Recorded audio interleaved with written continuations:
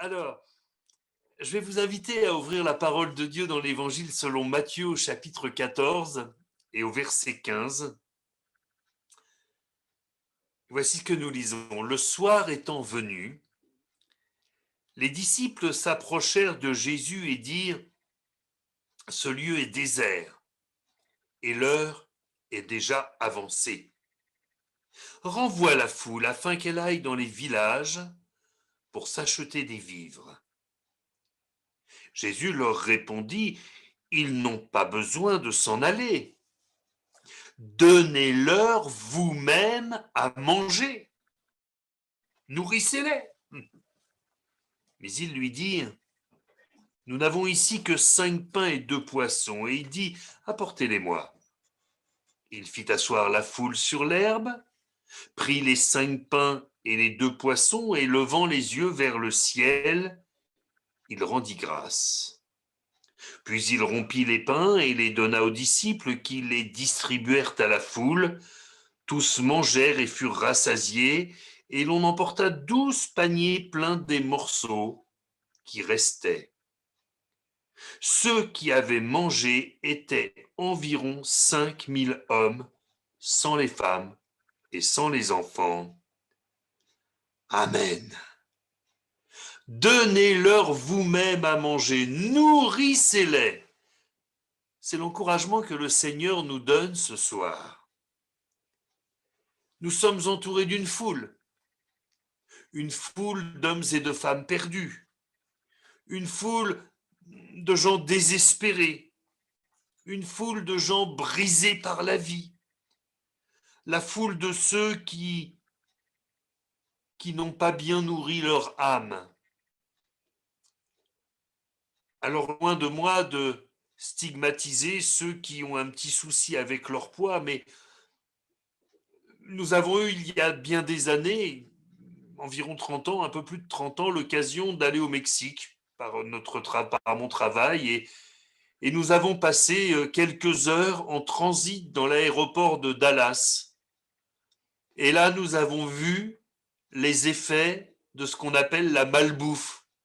Ah oui, hein, quand on voit les séries américaines, la plupart sont, voilà, ce sont de beaux acteurs et tout ça. Et là, on a vu la réalité. Et quand le corps est mal nourri, eh bien le corps se porte mal.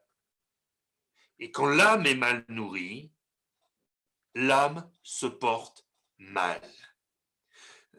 Le Seigneur nous appelle à être des nutritionnistes dans ce monde. Alors, j'ai pris la définition du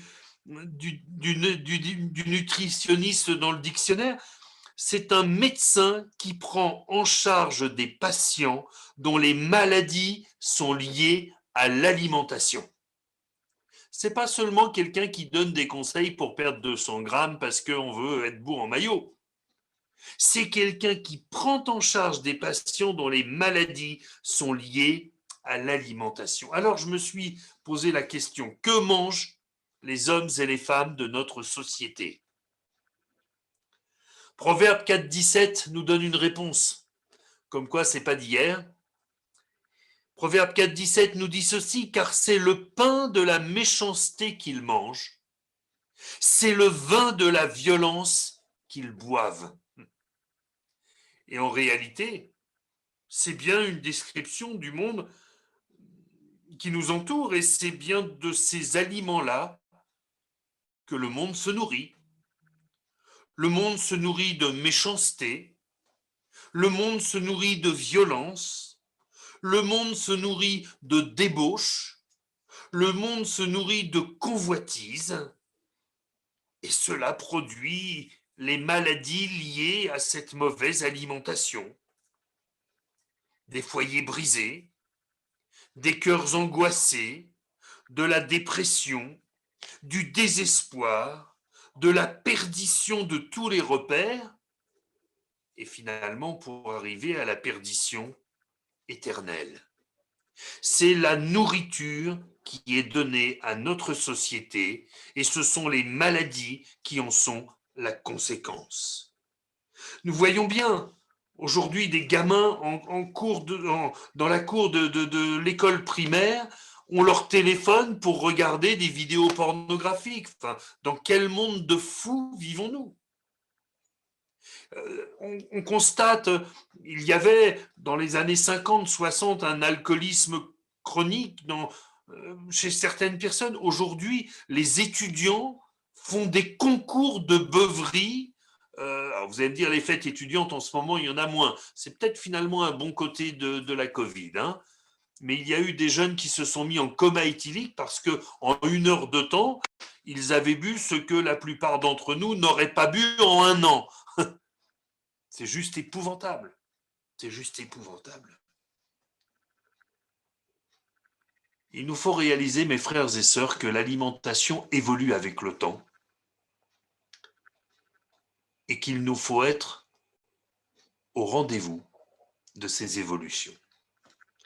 1 Corinthiens 3, verset 2 nous dit « Je vous ai donné du lait, non de la nourriture solide, car vous ne pouviez pas la supporter, et vous ne le pouvez pas même à présent. » Bien évidemment, il y a un temps pour le lait. Sans doute que dans des temps immémoriaux, le lait me suffisait pour grandir, pour voilà, prendre du poids, tout ce qui... Et puis, il y a eu un moment où il a fallu passer aux fruits, aux légumes, à la viande. Et maintenant, si à la place d'un beefsteak, vous me proposez un yaourt, ça ne va pas être possible. Le yaourt, c'est bien en fin de repas, mais si le yaourt, c'est le repas, ce n'est pas suffisant. Et on le comprend bien. Et voyez-vous, les besoins alimentaires évoluent également pour la société. Et là, je ne parle pas de l'alimentation physique, mais de l'alimentation spirituelle. Est-ce que je dis qu'on ne peut plus prêcher l'évangile? Bien sûr que si, ça reste la nourriture de base, la nourriture principale dont nos âmes ont besoin. Nous voyons bien, quand nous lisons la parole de Dieu, le pain, c'était vraiment une nourriture de base. Et même si à certains moments on nous a dit il ne faut plus manger de pain parce que ceci, parce que cela, bon, aujourd'hui on en revient, on dit finalement le pain est une nourriture importante et nous en avons besoin. Eh bien l'évangile, c'est ce pain de vie, c'est cette nourriture de base et ça, eh bien nos âmes en ont besoin, quel que soit le moment de notre vie, quelle que soit l'époque dans laquelle nous vivons. Mais ce qu'on met autour évolue. Les exemples que l'on donne autour ne sont plus les mêmes. Les problématiques ne sont pas les mêmes au XXe siècle, au XIXe siècle et au XXIe siècle. Il n'y avait pas d'addiction aux écrans au XIXe siècle, il n'y avait pas d'écran. Comme ça, au moins, ça fait toujours un problème en moins. Par exemple, les jeunes n'ont pas les angoisses de devoir partir à la guerre. Ce n'est pas quelque chose qui les atteint. Vous savez, dans les années 30, ceux qui avaient connu la guerre de 14, quand ils voyaient comment ça tournait en Allemagne, ils sentaient bien que ça risquait de mal tourner, et eux, ils vivaient dans cette angoisse-là. Je le disais, dans les années 50-60, même peut-être un peu après, quand un prédicateur prêchait sur la délivrance de l'alcoolisme, il était à peu près certain de faire mouche, parce qu'effectivement, c'était un véritable fléau à cette époque-là. Et aujourd'hui, ça ne veut pas dire qu'il n'y a plus d'alcoolisme, mais aujourd'hui, il y a quand même beaucoup plus de problèmes avec les drogues de synthèse et les petits cachets distribués dans les soirées étudiantes qu'avec l'alcool au long cours tel qu'il pouvait être consommé à ces époques-là. Nous avons aussi de nouvelles réflexions à nous faire sur eh bien, les bonnes et les moins bonnes conséquences de l'allongement de l'espérance de vie.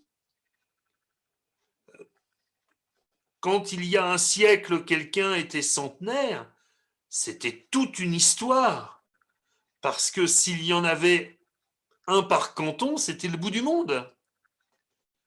Et de fait, on ne parlait pas encore de tous ces soucis liés aux pertes de mémoire, aux troubles cognitifs, que l'on parle d'Alzheimer ou d'autres choses. Aujourd'hui, ce sont des choses qui existent, qui créent des détresses, qui créent des angoisses, et, et quand nous partageons l'évangile, quand nous témoignons, quand nous prêchons, nous savons que dans notre auditoire, il peut y avoir des gens qui sont touchés soit directement, soit indirectement par ces choses. Il nous faut en tenir compte. Une autre différence que je note, quand j'étais enfant, j'entendais régulièrement, on le dit encore parfois, mais ça n'a plus beaucoup de sens, que la France était la fille aînée de l'Église, sous-entendu l'Église catholique. Et il est vrai que il y a 50 ou 60 ans, il n'y avait quand même pas beaucoup de gamins qui passaient au travers des mailles du catéchisme. Hein. Donc, quand ils entendaient parler de l'Évangile, les gens avaient des bases. Aujourd'hui, on doit tout réexpliquer. Parce que les gens ne savent pas ce que veut dire repentance, ils ne savent pas ce que veut dire conversion. Quand on leur parle de conversion, ils comprennent conversion à l'islam. Ils ne savent pas ce qu'est la rédemption. Ils ne savent pas ce qu'est la miséricorde. Ils ne connaissent plus ces notions-là.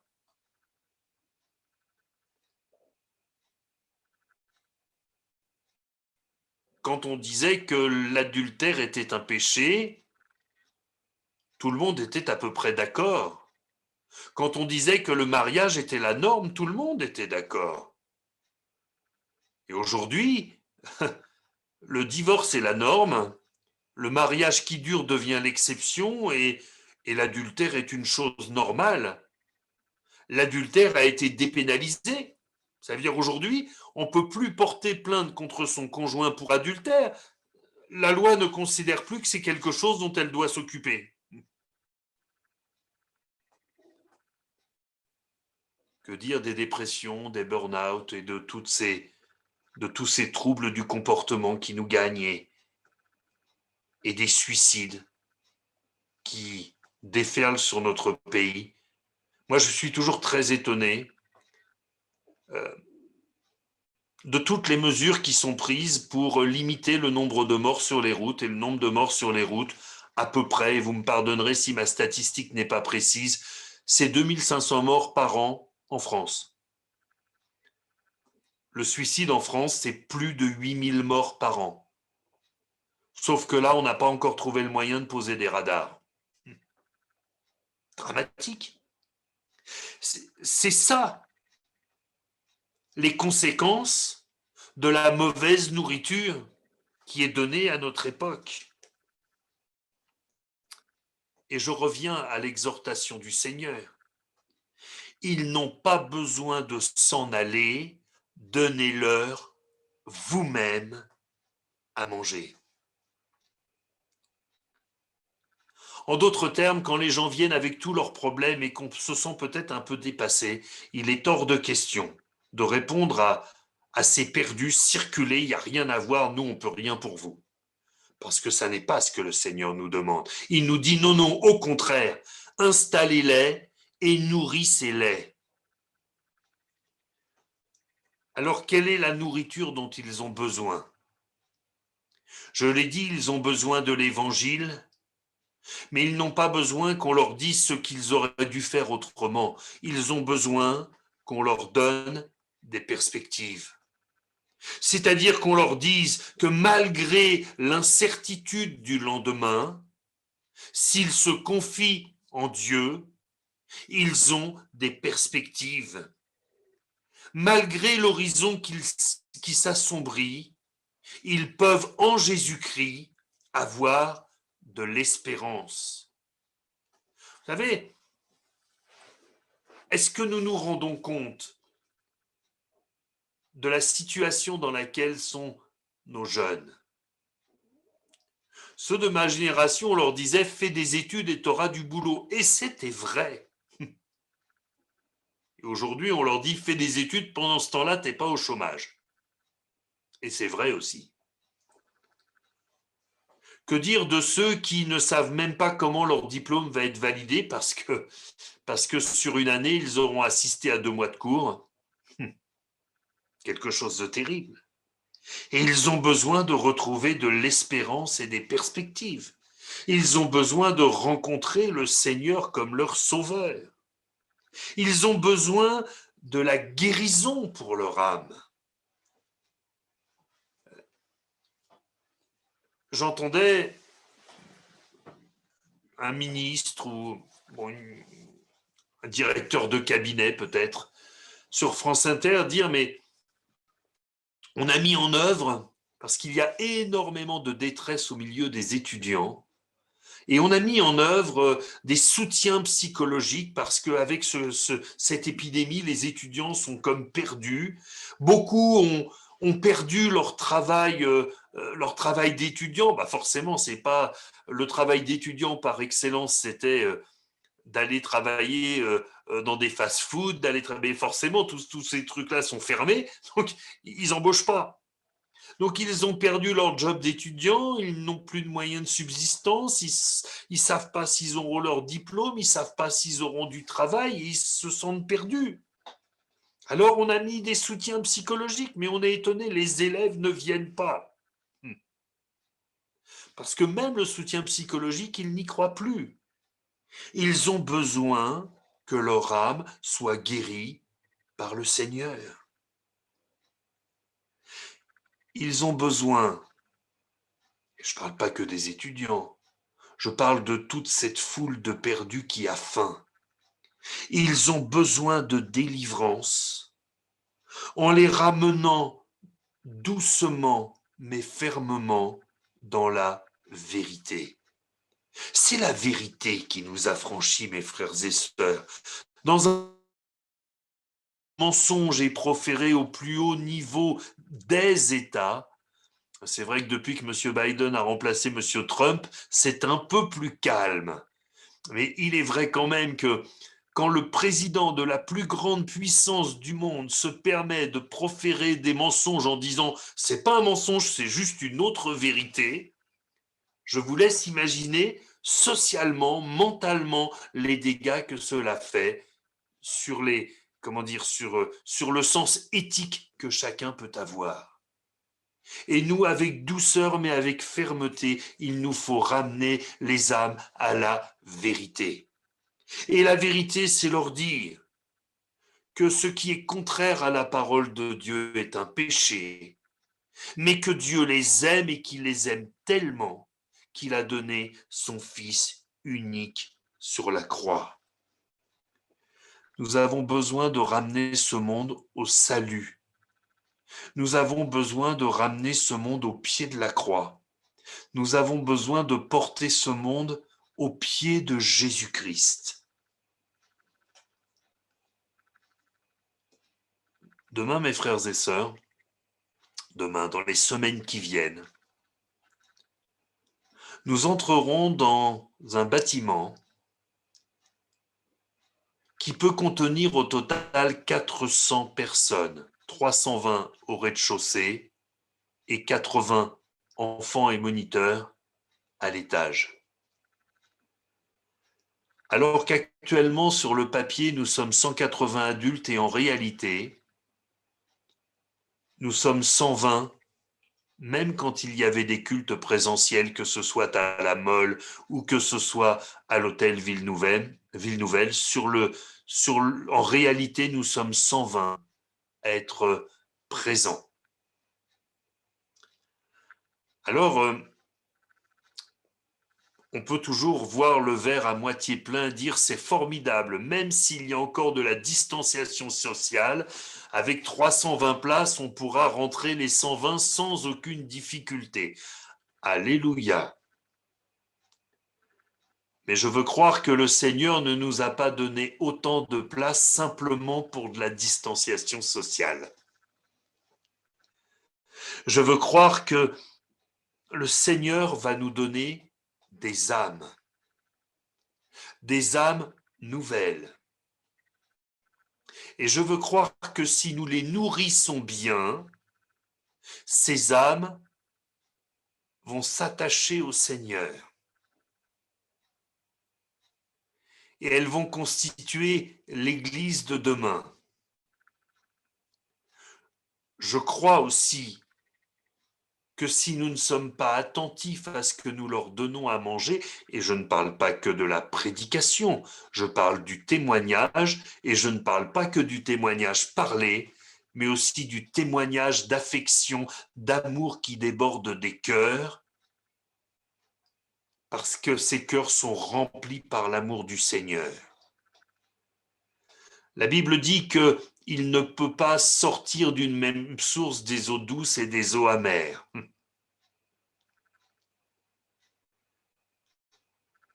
Nous faisons beaucoup de visites, parfois nous entendons, alors je sais bien que pour certains, c'est toujours facile de dire il n'y a pas d'amour dans l'Église quand soi-même on n'en apporte pas.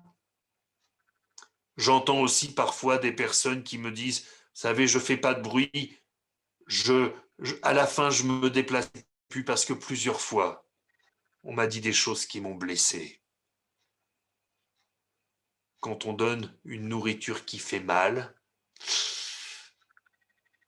imaginez, vous allez dans un restaurant et en plein milieu de votre purée, vous trouvez des bouts de verre. La purée était bonne pourtant, hein, mais vous ne retournerez plus jamais dans ce restaurant parce que vous avez été blessé. Mon frère, ma sœur, celui qui multiplie les pains et les poissons, c'est le Seigneur Jésus. Mais ceux qui sont appelés à faire la distribution et à en profiter eux-mêmes, ah oui, les disciples, ils sont repartis avec des paniers pleins, hein. C'est chacun d'entre nous. C'est chacun d'entre nous. Alors, je ne crois pas que l'on puisse devenir un grand chef cuisinier ou un serveur hors pair du jour au lendemain. Moi, je suis toujours impressionné, à l'époque où les restaurants étaient ouverts, de voir des serveurs qui arrivent avec 4 à 5 assiettes coincées entre les doigts. Je pense que si j'essaie la même chose, on va faire un jeûne et prière, parce que les assiettes vont atterrir par terre avant d'avoir atteint la table. Mais ce que je veux vous dire, mes frères et sœurs, c'est que pour arriver à cette dextérité, ces hommes, ces femmes se sont formés. Et je crois que nous avons à nous former. Oh, non pas à faire des formations d'accueil. Je sais qu'en ce moment, c'est très à la mode dans certaines de nos assemblées, on fait des formations pour tout. Si on doit faire des formations pour apprendre à aimer les autres, alors nous avons un gros problème. Mais par contre, nous pouvons demander au Seigneur de former notre cœur pour que nous soyons de ceux qui donnent une bonne nourriture autour d'eux. Ces 320 places, ma prière, c'est pas qu'on les remplisse, c'est qu'elles soient insuffisantes. C'est qu'elles soient insuffisantes et que plusieurs viennent me dire, Didier, tu crois pas qu'on va être obligé de faire 2 cultes le dimanche matin maintenant? Et puis peut-être un peu plus tard que d'autres viennent me dire, dis donc, les 2 cultes, on est plein, comment on fait maintenant? Eh oui, le Seigneur est capable de le faire, pourvu que nous nourrissions bien les foules qu'il va nous envoyer. Alors prions le Seigneur. Prions le Seigneur pour être ces bons cuisiniers, ces bons serveurs, ces bonnes serveuses, et que les âmes qui viennent manger chez nous reviennent parce que c'est bon et que cela fait du bien à leur cœur. Amen. Que le Seigneur soit béni. Seigneur notre Dieu, c'est vrai, nous voulons répondre à cette injonction que tu nous fais. Nourrissez-les vous-même, donnez-leur vous-même à manger. Seigneur, nous ne voulons pas attendre que tout tombe tout cuit, nous savons que nous avons notre part à faire. Et te demandons pardon pour toutes les fois où ou peut-être nous n'avons pas fait comme nous aurions dû.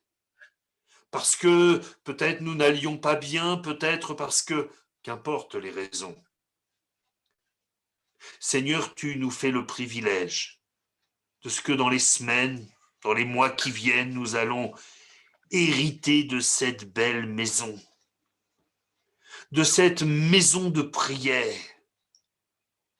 Mais je te prie, Père, afin que cette maison de prière soit aussi une maison de salut, une maison de guérison, une maison de miracle, une maison de réconciliation, une maison d'où l'on ressort rempli de toi, repu de toi, Seigneur.